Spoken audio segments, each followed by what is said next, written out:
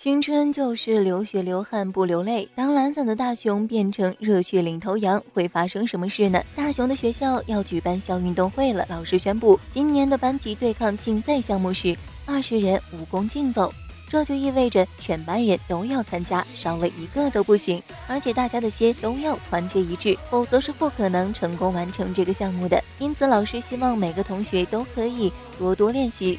但体育课还要抽时间来练习大会操，所以竞走项目的练习只能在放学后进行了。老师想要找一个领头羊负责整合所有人，他期待着有同学能自愿报名，但台下却鸦雀无声，大家都蔫蔫地低着头，不敢跟老师对视。静香默默地想着，要是出木山在就好了，可惜他今天请假。这时他发现大熊睡着了，就出声叫醒他。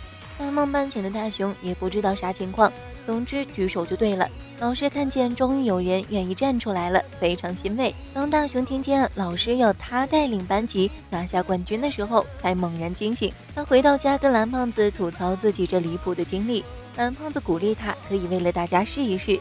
但众所周知，大熊十分懒散，而且他这人不仅头脑简单，四肢也不发达，以前都是拖后腿的那一个，从来没有到过终点。他求蓝胖子用道具帮他取消运动会，或者是换掉负责人。大熊这副没有干劲儿的样子，把蓝胖子的元首都气出了手指。蓝胖子不想让他轻言放弃，于是拿出了道具热血豆沙包，只要吃下这个就可以变成充满干劲儿的热血男人。但大熊不想成为那种男人，无论蓝胖子怎么劝，他都不肯吃。结果在推搡中，一个豆沙包滑进了蓝胖子嘴里，他吃下去后燃烧了起来，直接变身成为了魔鬼监督员。蓝胖子立马要大熊召集所有同学参加训练，但联系了好几个人都推脱了。蓝胖子可不管那么多，他命令大熊必须做到，然后自己先去了练习场。就在大熊一筹莫展的时候，大熊妈端来点心叫他吃，他看都没看就随手拿起一个塞到嘴里，结果他吃的是热血豆沙包，所以大熊也燃起来了。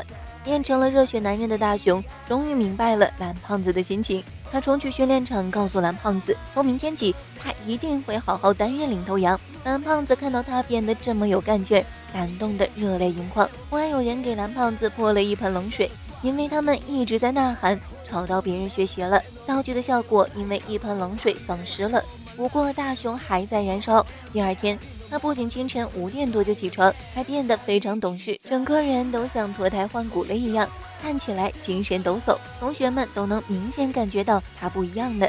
大熊到了班上后，动员大家要从今天开始一起训练。一向唯唯诺诺的他，竟然还指着胖虎的鼻子说话了，但没有人把他的话当一回事。到了放学的时候，所有的同学都借口溜了。热血大熊非常不能理解，为什么同学都不重视这次比赛？我们应该要一起流泪，一起努力体验青春才对啊！傍晚，太阳都快落山了，依然只有大熊一个人坐在空地。路过的静香看到了这一幕，有些触动。大熊觉得等下去也不是办法，他只能自己一个人先去练习了。蓝胖子过来叫他回家吃晚饭，他也不肯离开。大熊拿起练习装置，开始独自练习。原本就不擅长运动的他，很快就摔跤了。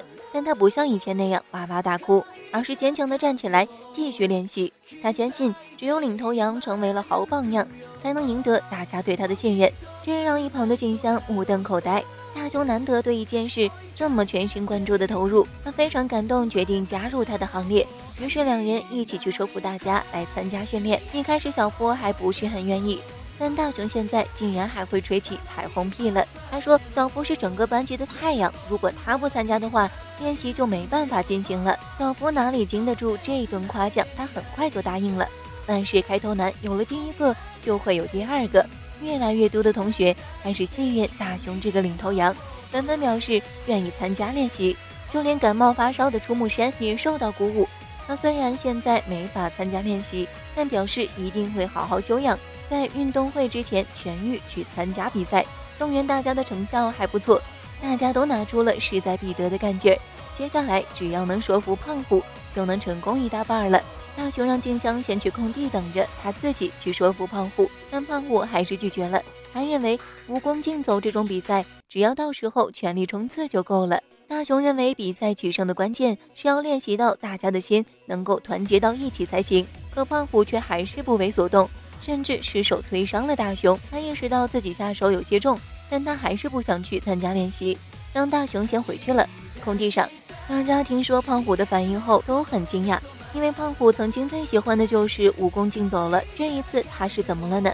但比赛将近，留给他们的时间不多了，只能到场的人先开始练习。大熊让蓝胖子去打探一下其他班级的情况，练习就开始了。先是30圈兔子跳热身，大家虽然被数字吓到变形，但还是积极开始了练习。蓝胖子这边打探到其他2个班练习的速度都差不多快，大熊他们得把速度控制在2分钟以内，才有可能获胜。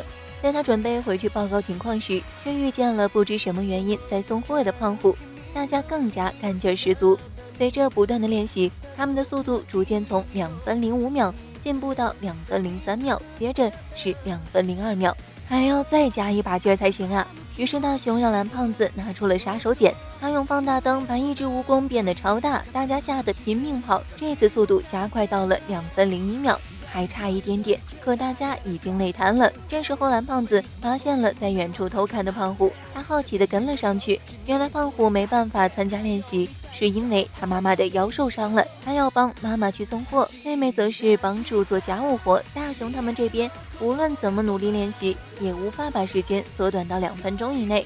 这时有同学分析是带头的人出了问题，其他班的队伍都是由个子比较高大的人站在最前面的。大熊也觉得这个说法很有道理，小夫感叹道：“要是胖虎也来参加就好了。”可是他怎么叫都不肯来，同学们都有点生胖虎的气了。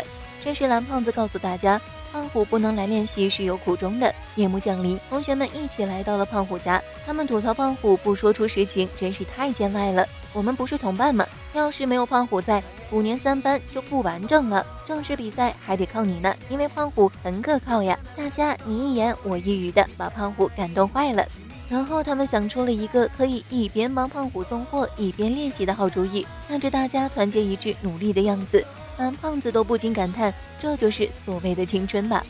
运动会终于到了，大家都摩拳擦掌，跃跃欲试，他们对自己很有信心。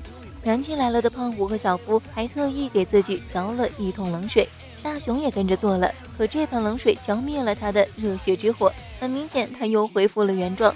蓝胖子不禁捏了把冷汗，但愿大熊不要在这个节骨眼上拖后腿。好在有胖虎这个大 bug， 加上大熊这段时间的努力练习，形成了肌肉记忆，他们一路暴走，成功夺取了冠军。冲破终点后还没停下来，拿着冠军奖杯的老师笑得合不拢嘴了。最后老师还说要带他们去参加全国比赛。